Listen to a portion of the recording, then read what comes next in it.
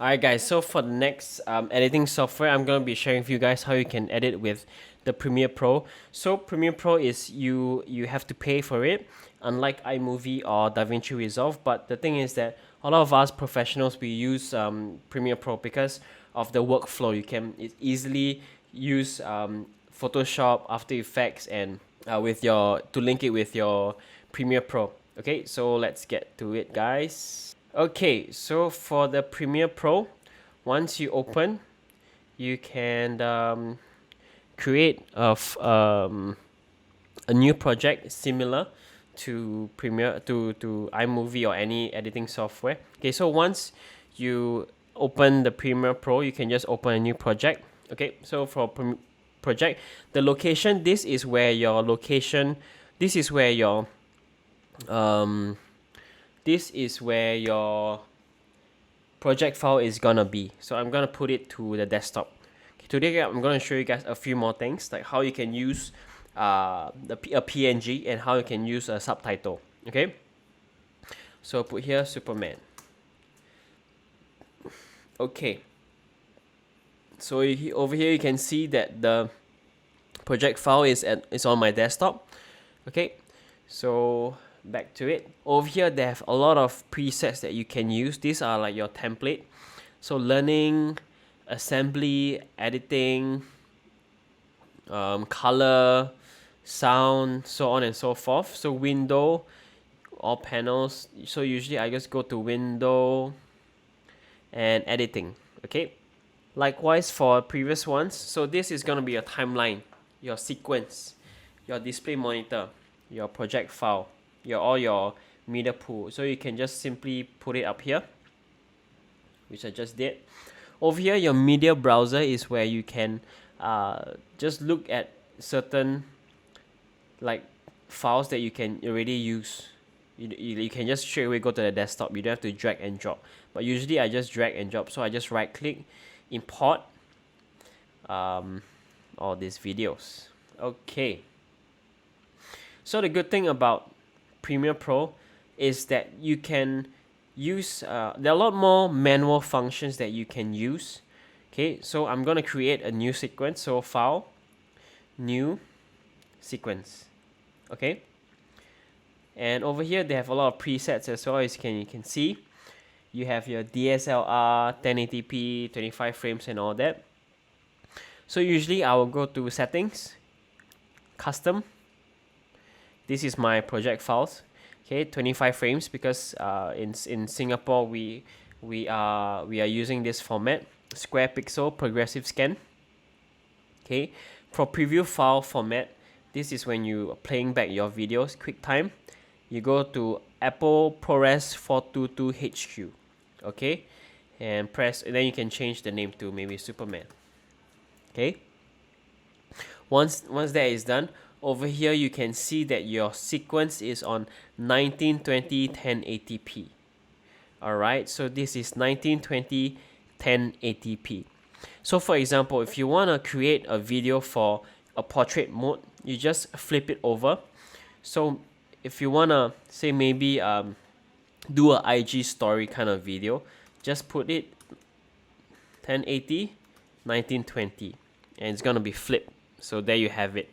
And if you want to do a square format kind of video, just do 1080 to 1080, one by one.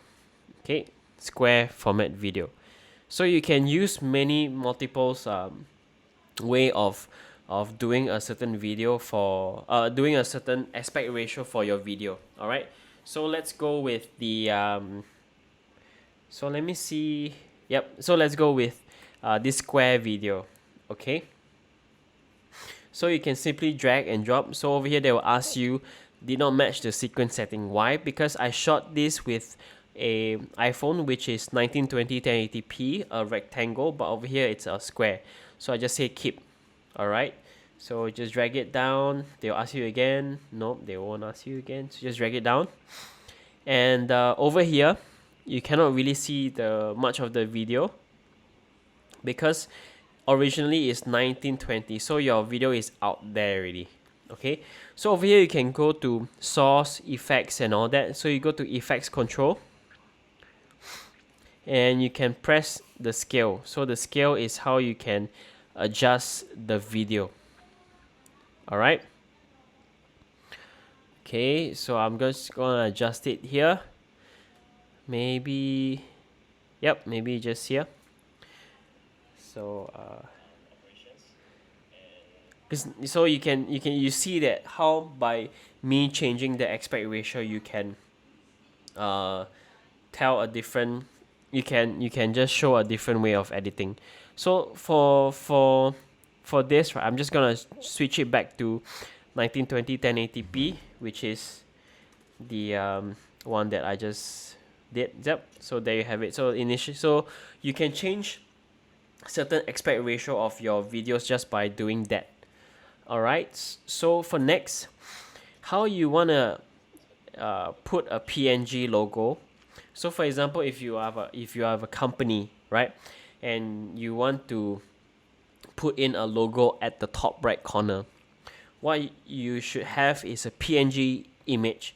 So sorry. So I have just put import again, find your files, and Bugs Bunny PNG. All right. Enter. Make sure it's a PNG file, and there you have it. So over here, you put it on top of your video, and your video will be, yep, and there you have it. So you can adjust your company logo and so on and so forth. Okay, how you know the right markers to use, right, is when you right click, there's this thing called the save margin. The save margin is actually used for TV. Okay, but we just use it for online media as well, just for, so you can just over here is position, you can adjust it.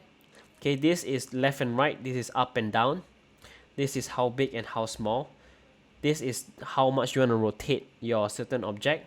Okay, opacity is how much it's gonna dissolve and all that. All right, I'm not gonna go too much in depth into it, but yeah, so there you have it, guys. If you if you have a company logo, a church logo, or something that you can use, you can just put it here. All right. All right, guys, so now you have the company logo. Make sure it's your PNG, so you can just drag it all the way. Okay, right click, up, yep. Okay, so now it's similar to iMovie and DaVinci Resolve. You can increase the, you can yeah, so by pressing plus, which is the shortcut, minus, it's you're zooming in and zooming out on the sequence.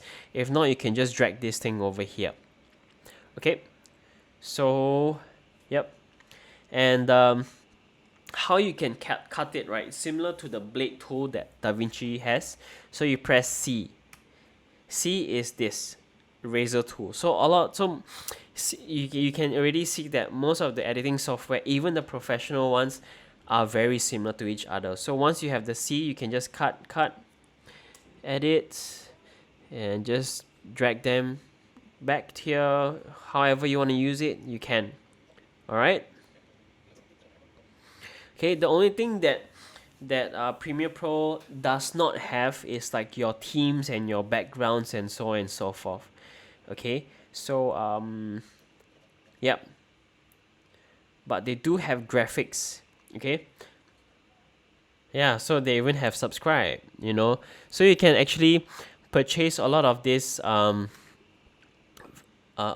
kind of presets, motion graphics presets online. Okay, so I'm not gonna go too much in depth, but the main thing I wanna show you guys is how you can add the PNG and how you can add text and certain subtitles. Okay, so over here you can see that yep, so subtitles, there are many ways for you to do subtitles. Okay, I just hope that everyone that is affected will be okay. Okay, so I just hope that everyone, okay, So I'm not gonna type the whole thing, but you get the point. Okay, save margin again to know where you can place your certain certain subtitle.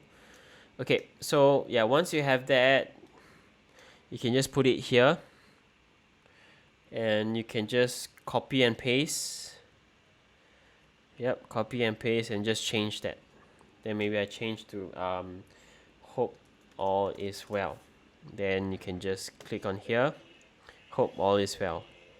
So yeah, so there you have it, guys. You can just simply use the type tool for your subtitle.